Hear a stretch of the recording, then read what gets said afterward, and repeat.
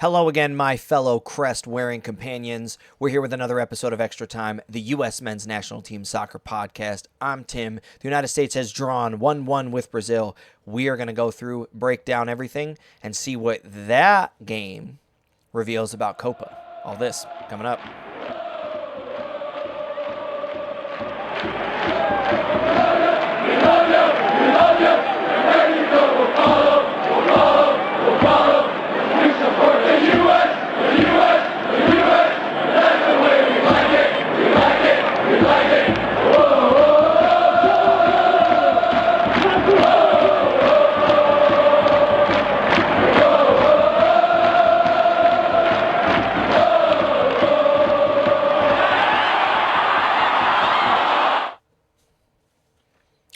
All right, so the United States bounces back from a 5-1 loss to Colombia with a 1-1 draw against powerhouse Brazil.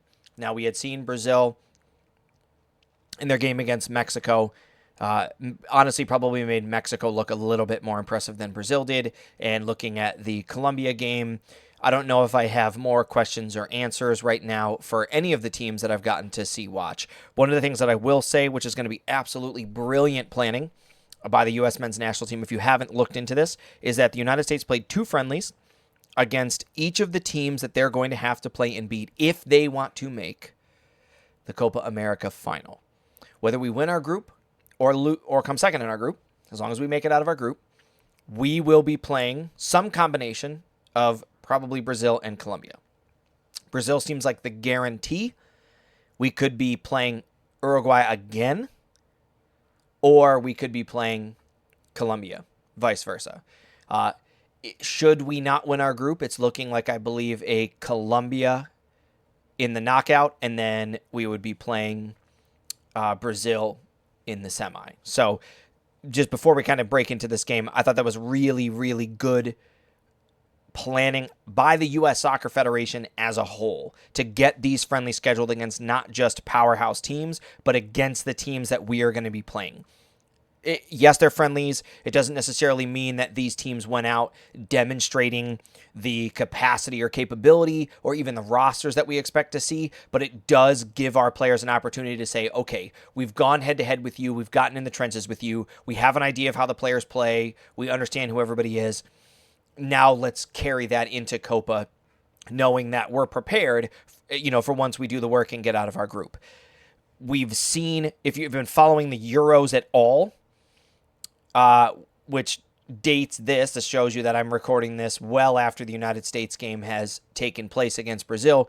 We've seen a lot of different results from teams that we thought were going to be powerhouse teams and against teams that are just there to grind it out. So I think the United States is going to have a good chance. So let's kind of dive into this game. This game was exciting right off the bat, right? The United States coming in, just really, really going after it, right? In a 1-1 result with Brazil. To look at the entire game as a whole, drawing Brazil was a completely fine result. Honestly, losing to Brazil 2-1 would have been a fine result. I think the draw against Brazil, yes, it's historical because I think it's an insane number of games that we've played against Brazil dating for forever. And so our record against them is poor. I think many countries' record against them is poor. But to be fair, the United States is not typically a team that has played against teams in this capacity at this level in a manner that was anything other than just trying to, get media hype and sell tickets, right? Typically, the United States is like, we haven't really been good. Our players haven't been that great. With mostly MLS players, the media kind of hypes us up. Yeah, we got a couple people. We try to brag about a star, Landon Donovan here, Freddie Adu there, just kind of throwing names around and, here we go. We got another player. This is German guy, whatever, come over here. And so in order to kind of showcase it and highlight it, the United States will schedule a friendly against somebody, in the capacity of like a Brazil or like a Germany, and in more recent years, obviously most of our friendlies were against, we saw Japan and Uruguay being the more competitive ones, but typically it's like, the Saudi Arabias, it's like the, I can't think of the name now. It's an Eastern European nation. It's blue and yellow flag. It'll come to me. It's got like 2 different names. teams that won't make the Euro, and we probably should be able to handle, but it just kind of leaves us in a weird spot. So that's, I don't know. That's neither here nor there. But so the United States out the gate. Love the response from the Colombia game. We knew that we needed to have a fire underneath us. We knew that Greg Berhalter was saying whatever had happened was absolutely unacceptable. We got to get after it. And we saw the players getting after it, creating opportunities and attacking. That very first chance, Musa hitting the crossbar, you're looking at another inch either way. If it just bounces off of Allison slightly differently, we get one in the back of the net and we're up really, really early. Who knows if that's going to be good or bad for the United States, but in a game like this, it would have been nice to see us go up a goal and then see if we could keep our foot on the pedal, which is something that when we reflect on the Colombia game, the scoreline is sort of unfair of the tactics that we played, because when you just need to learn how to attack and break down a defense and go forward and you're not concerned with conceding, and then it doesn't matter if you concede 5 goals or 10 goals. It was never the goal to play defense. I felt like we saw that a little bit more in this game with us trying to play defense, but those initial first 15-20 minutes, mostly United States, Brazil developing on the counter a couple times. We saw Musa with a chance. We saw Weah with a chance. We saw Pulisic with a chance. And we really were just kind of coming out guns blazing. And it was fun to watch. It was really fun to watch. What I will say about both of these games is I was so irritated. And it's a good thing that I've recorded this days afterwards, because I was in like a full-blown rage when this game had started, because one, I'll take ownership. I did get to the game late. It was like 7:01, 7:02, and I'm scrolling through Facebook, and I was like, oh, shoot, the game is on. My alarm set for it didn't go in. So I go in, and I'll just find it.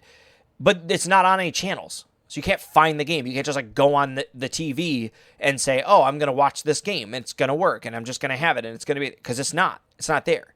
Doesn't matter. Oh, Spectrum subscription? Nope, doesn't matter. Oh, you're going to do the single fact? Doesn't matter. It's on 9 different things. You still got to log in. So it took me a good portion of the first like 15 minutes of that game, which was the explosive start that I just talked about, that I caught all on a replay, because it's how long it took me to hassle my friends to borrow somebody's login so I could log in to watch the game and then, Venmo them the money afterwards. So I just think that on a side note, this is insane that U.S. soccer is growing at the rate that it's going, and it's the national team. And I said this out loud while the game was going on. I don't care if it's the national equestrian team. Everyone should be able to watch. If it's the United States represented in some capacity somewhere and they're wearing the colors and they got the crest, I shouldn't have to pay for it. That's some politician run on that platform. I'll run on that platform. I'll do it. Vote for me. That's the platform I'm running on. Anyway, then we started to see the United States go back to some of the errors that still need to get cleaned up going forward. Slightly sloppy through the midfield, gave away a couple turnovers in some really bad opportunities. Brazil is a team that is very efficient. They counterattack with class. They counterattack with pace. They're that tiki-taka, boom, knock the ball around, really be able to move, and they can do a lot with a little. Brazil's a team that historically has the individual ball skills, the style, the dancing, but can knock the ball around when needed, and they can go and be direct with pace very quickly. We wind up feeling that pain with Matt Turner making another very Matt Turner-ish decision. My brother Ryan has said repeatedly, I'm not a fan of him with the ball at his feet. He doesn't make good choices. We typically get punished. Nations League, Gold Cup, World Cup, maybe 25% of the time we were getting punished. It's not a great percentage, but it's not horrible. We're closer to 80, 90% now of Matt Turner getting the ball and us just getting absolutely brutalized within the last like 2 windows that the U.S. men have played. So he, knocked the ball back to him. He's got a lot of time. So it's not like anybody's put him under pressure. The ball's played back to him from Ream. He could just thump it up the field. He tries to get cute, right? Something we learned in high school, it's got to beat the defender. Because if the defender's coming forward and he wins the ball, Now you and everyone behind the ball are out of the play. Brazil does this brilliantly. Nice header down, right? I think it was 3 touches. Heads the ball down. I'm not even sure if he took a touch on the dribble, but if he does, there's a touch. Knocks it all the way through. Great through ball. Guy beats his man, just slots it into the far corner. I think it was Rodrigo, and all of a sudden Brazil's up 1-0. Yeah, it's a friendly. Yeah, it's Brazil. Sure, it's just 1-0. When you look at that play, that's the difference between elite world-class teams and everybody else. I mean, I'm talking the top 8 teams in the world and everybody else. The United States has been ranked 10. We've been consistently ranked in the top 15. Look at the gap. We are not a team that when the ball gets turned over to us in the midfield can make 2 or 3 passes and create a dangerous scoring opportunity or just quite easily knock the ball in the net. We cannot and are not. I think we have the ability to. We're just not doing it. We are not punishing teams for their mistakes. Brazil is a team that did to us exactly what Colombia did. That's the difference we saw in the Colombia game and the Brazil game compared to the CONCACAF games, compared to the Nations League games, compared to the friendlies in the World Cup. Even the group stage in World Cup, honestly, with the exception of the England game, which was only because I thought we handily dominated that. We haven't played against a team that when we make a mistake, they really make us pay for it. So the learning opportunity in these 2 friendlies is that that's what life should look like. When you make a pass like that, when you make a decision like that, when you try to dribble out of the back, when you try to beat your man, when you hit a 50-50 ball, when you don't put enough, oomph on the pass and you just kind of, maybe it'll get there, teams punish you. And Brazil punished us. And they really, really quickly go up 1-0. Now we're looking for the response for the United States. And for a little while, it was kind of like, it's a 50-50 game. The ball's kind of going back and forth. We're struggling to get what we got to get together done through the midfield, but we're still knocking the ball around. And Brazil's knocking the ball around, and so we're still kind of there. You could still feel that, like, is Brazil going to get another one? Is Brazil going to pour it on? Typically, a team like this gets a goal, they smell blood in the water, they start going for it. But we're able to stabilize. We're able to kind of stem the bleeding. We hold off. We go back to playing like we didn't get scored on, and then we draw a free kick. Wonderful, wonderful free kick from Christian Pulisic. Is it a shot you see hit a lot? No. Is it a shot that most goalies get a hold of? Yeah, and I think a goalie of the caliber of Alisson gets that. But it's on the ground. It's in the corner. It's a great execution. It's a great strike. He's not trying to do anything cheeky and go up over the wall. He's just saying, okay, you're going to give me that window, then I'm going to take it, right? Now, maybe Alisson sees it late. Maybe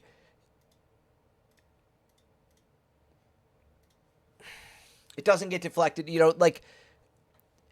I don't think the pitch is slippery.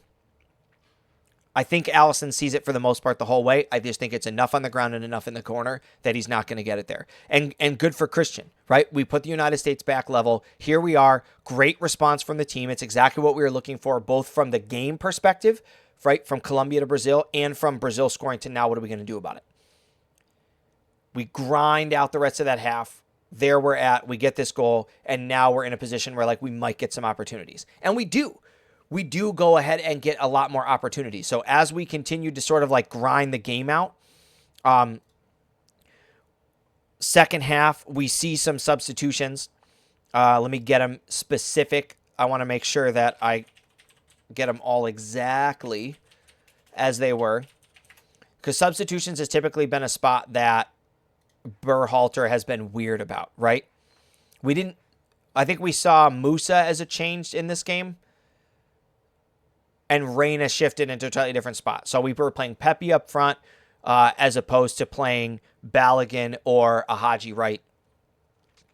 So we got to see when guys coming in, what they were able to do. We saw Tyler Adams come in. We saw Shaq Moore take over. We had heard the commentator saying that as far as one-on-one defenders go, Greg Berhalter thought that Shaq Moore was the best one-on-one defender that they had. I disagree only because I think Joe Scally's better, or at least Joe Scally has demonstrated that he's better. And on that note, I can tell you who definitely hasn't. Anthony Robinson. I mean, losing Serginho Dest should not have hurt that bad, and it is killing us. It is killing us because we don't have the ability to look at players like Anthony Robinson and say, you better clean your act up, or you're going to be sitting on the bench. because it's just too sloppy. It's not clean enough. It's not consistent enough. And all of his consistencies say, if I'm scouting the United States, I'm attacking down our left flank. So I'm attacking down the right flank, right? Our left, their right, because I'm trying to exploit that. Ream is very composed. He's great, but he's older, right? Scally has got the pace. Richards is younger. So where you lack the experience on our right center back, you make up for it because you have the pace and the one-on-one defending in Scally. But where you have the experience, you have your left back just getting torched all the time. And typically torched in the fact that, like, is he getting torched in a one-on-one zone? No, he's crazy fast. So he's not necessarily getting beat himself, but he's carrying the ball halfway up the field, making a horrible pass, and the other team is counterattacking. Like, that's not anything that we want to see. So we bring in Balogun. We see Brendan Aronson, Tyler Adams, and Johnny Cardoso all come in. So we get to see this really, really nice sort of midfield shift where Rain is going to come out, Moose is going to come out, Way is going to come out, right? And we're just going to let some other guys run at it. And Aronson kind of did Aronson stuff, just running around like a madman, not really doing necessarily a ton of stuff. I thought Shackmore was fine in his spot. I thought Tyler Adams was fine in his spot. And then Balogun was Balogun. You know, Johnny Cardoso, these are guys that we've seen consistently. I think it was nice to give them a little bit of time. And then the only drop that we saw off of this, I believe, was one of the Tillmans is going to drop off of the roster just because of an injury, and it's not really going to be where we're at going forward. Speaking of going forward, what is this going to mean for the United States going forward? So we look back on everything. We see ourselves with this 1-1 result against Brazil. We need to do a better job of creating chances, and I feel like I sound like a broken record. We have established thoroughly our ability to play through the midfield. We have. We have established our ability to possess the ball and enter the attacking third consistently. We've had moments where we do a fantastic job hunting the ball down after we lose it. We're just not creative enough. We have a lot of talent up front, and we're not creating enough chances. I like that Christian was able to take a little bit more on himself. I thought Weah wasn't as involved, so we struggle to figure out how to get all of our players involved. Previous games, we saw a lot of Weah out on the flank generating a lot of opportunities. We wouldn't see Christian. Now we see a bunch of Christian. We don't see some of the other guys. Reyna stands out, but we don't get a lot of the strikers. So we have to come up with a way to put everybody in the game and just kind of tie all the pieces together, right?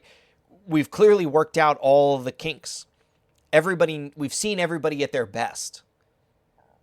We just haven't seen everybody at their best at the same time. The England game, I thought, was the closest that we've come to seeing most of our squad at its best all the time. We just didn't get the finishes, right? Christian was close. Way was close. Like we had guys who were close, but we need the opportunity now to really put it all together. I think McKinney was close too. We have to be more direct. When we capture turnovers, when we get the ball going forward, you can tell that when there was a couple times when Brazil turned the ball over, where our default mentality is to just get the ball out wide and possess it and like give the other team an opportunity to set back up. Why? We're horrible at breaking down defenses. We don't have a lot of creative ideas. We're not swinging the ball in the box. We're not doing any of those things. We have to be confident enough and direct enough, which means we have to overcome this mentality that I've seen in us, which is when our guys have the ball, we're acting like it's everybody else's responsibility, right? Like we hit a ball to somebody and we're like, hey, I did it. I hit the ball to him. We're good to go. Like it's on him now. So if he screws it up, remember, it's not me. That's not me. My number was 20. Remember, I didn't do that. We need to have more, we need to take more ownership and more responsibility, right? Which also means what doesn't also mean we have to take more responsibility. So we're going to have to start communicating a little bit better. Guys are going to have to take ownership of ideas. When the games get bogged down like this, when it's a 1-1 grind and we're deep in the second half and, your legs are starting to hurt. It was hot. It was humid. Orlando was humid. COPA is going to be hot and humid. We're playing in Dallas. Or maybe not Dallas, but we're playing in the Texas area. I think it's Houston or Arlington. I think we're playing in Arlington. it's going to be hot, and it's going to be that like evening, afternoon heat. It's going to be hot games. We need to have those guys who are ready to come in and take charge and take ownership and deliver some pace, because that's what we're really ultimately going to need going forward, is guys with ideas and pace. The only other thing that we're going to have to clean up seems like a no-brainer, which is we have to clean up our defense. Defensively, we just have not looked good. We've had a lot of mistakes in these friendlies, a lot of sloppy decisions, a lot of errors. That's not really anything that we want to see, especially knowing that the teams that we're going to be playing against, that we're going to need to beat in group stage, only need one chance. Are they crazy? Is like Bolivia going to be no, but Bolivia can punish you if you make a mistake, right? Panama can punish you if you make a mistake. So yeah, it's not the Brazils. They don't have a Vinicius Jr. up front. They don't have a Martinez up front. They don't need one when you try to dribble out of the back and you're the last man, you get stripped and he's on a breakaway. At least 50% of the guys you're going to play against, if not more, are going to score that goal. We are also not the team that is able to capitalize on that, and so it hurts us twofold. Because we're not able to punish the other team when they make mistakes, and we're getting punished every time that we do. So that's something. And we just have to clean it up all around. Stop with the sloppy passes, stop with the silly decisions, stop trying to dribble out of the back. Just calm down. Because when we are calm, our defense looks great. We're able to not. So when our defense is playing offense, we look great. We knock the ball around, we move, we do all those things. When our whole team is playing defense, we look good. Collectively, when we can get 8-9 guys behind the ball and we're playing defense as a unit, we look great. It's very hard to break us down. There are a lot of games that I was just watching in the Euro where possession was like all in the direction of one team, but they couldn't score, and then they got beat on the counter. That's us. We've had games where we've had the whole possession. Like the possession has been like 90%. And then we get scored on because we just fail to convert. We fail to do any of those things. So we have to not let those two things hurt us. Anyway, those are my takes. I was excited about this. I was happy about this game. It was nice to watch us put together a performance like this.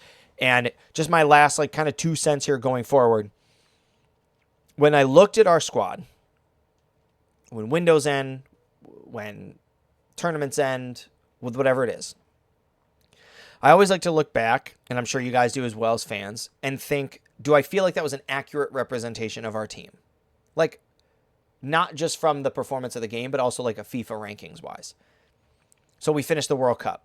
We had knocked out in the round of 16 by the Netherlands. When you reflect on the performance and you look at all the other teams and you think about where you finished, is that an accurate reflection of what you thought the team was? So for instance, if I thought the United States was a top 10 team, which I did, I'm really disappointed. Now, did I think the result of the game was fair? Yeah, absolutely. But I'm disappointed with the end result. When we lost the last Nations League or Gold Cup, whatever it was that we lost, it didn't really bother me because we weren't really playing a set of guys that we were expecting to go out there and get it, because that just kind of wasn't what we were doing. Is it still disappointing? Yeah, absolutely, because it's affecting the image and the impact and whatever. Watching this squad, what I'm hoping, what I believe I've already seen, and what I'm hoping to see afterwards, when that game against Brazil ended, for the first time in my life, I felt like I could confidently say we have a shot at winning the World Cup. Now, I want to break that statement down before comments just jump down my throat. I'm saying we have a shot. And what I mean by that is this team has the capability to compete in every game, meaning the ball could go our way in those games, meaning we could win. Oh, but Tim, isn't that with every team? No, it's not with every team. It's not with every team every year, because I'm not talking about like ridiculous 1 in 1,500 odds, random chance where you hit this unbelievable shot you're never going to hit in your life and the other team just can't hit the net and it's so unlike them. No. That's not what I'm talking about. I'm talking about grinding games where we can consistently hold teams to where we have to hold them, and we are in a position where, should the chances fall to us and we capitalize, we're a team who has a shot at winning the World Cup. I think we're a top 10 team. I think we have the ability to break into the top 8. Once you are a top 8 team, anything can happen. Because what we've seen in most of the World Cups, with the exceptions of like one or two teams, right? The Croatia, the Morocco, once you get into those top 8 and you make the quarters, it's one game at a time. The group stages are weird. Are they really one game at a time? Yes. Is it knockout a game? Yes. Like it's all one game at a time. But it's a different tournament mentality when all of a sudden you realize like we actually could get there. Like Morocco had a chance, right? But if you looked at the way they were playing and you looked at the way they won games, they didn't have a chance. They weren't going to get there outside of maybe getting a lucky one on a counter and grinding games out and trying to go to a penalty kick. You're not going to win. I think Italy's the only team I've watched do that when they won a World Cup. And if you're a big Italy fan, you can hate on me. I remember watching that World Cup going, this is the first time that I could remember that I felt like that team didn't deserve to win the World Cup. And there just really wasn't much they could do. Australia's made a run before. Japan's made a run before. Morocco's made a run before. Lots of teams make runs. But to be in the boat of an England, to be in the boat of a France, to be in the boat of a Brazil, right? And we've seen them get knocked out in group stage. Germany's gone home in group stage, right? I'm not saying it can't happen. But if Germany can get knocked out in the group stage, and Brazil can get knocked out in the group stage, and Brazil can lose 7-1 to Germany in a semi, or a final, whatever it is. I don't know. I thought it was a semi. I can't remember. The United States can get there. We finally looked like a group of guys who had the ability to compete for a World Cup. We were going to be in every game. We were never going to be out of any of them. And we were going to be dangerous. So and what I mean by that is I think there's going to be more games where we're not the underdog. Typically, like we're the underdog. We were the underdog against Netherlands. We were the underdog in, like, it felt like in most of our group stage games. I mean, this last World Cup was the first time where the media kind of gave us the benefit of the doubt. And they were like, well, maybe Wales, but technically not really. Like, the United States really is the 2 team here in this group. So it's really like Wales and Iran. And yeah, they're talking Wales up and they're talking Iran up. But that was like the first time it was like this big shift. Even when we played like the Albania and Slovenia games, didn't feel like we had a chance. Or maybe it wasn't Albania. Maybe it was Algeria. I think it was Algeria. It was green and white. And we should have been way more favored. I look at this team and think if we were to play those games, that's what I'm hoping to see in Copa. I'm hoping to see us go into the Copa America, handle Bolivia 3-4-0, handle Panama 4-5-0. And then whatever happens against Uruguay happens against Uruguay. Maybe you get a win, maybe you don't. Maybe it doesn't matter. And if it doesn't matter, you give some guys experience, rest them, see what's going on in the rest of the games. Because the Colombia game is going to be brutal. The Brazil game is going to be brutal. If we can turn it around, we can get Colombia. We can get them. We were in the game against Brazil. I think we can beat them. Everybody else on the other side of that, what? You think Mexico's going to get through? Not really the way they've been performing. You think of Brazil or Argentina? Probably. But who else? But anyway, Copa America is going to start tomorrow. So be looking for another video. There's going to be a breakdown of the predictions for Copa America coming up so that everybody's got them. I really appreciate everybody tuning in. I'm sorry I brought you guys this video so late. Tuesday was my wife's birthday. So if you want to leave a comment, happy birthday, my wife. She turned 26. We're turning her slowly into USA Soccer fans. So my fellow companions of the crest, until next time, red, white, and blue.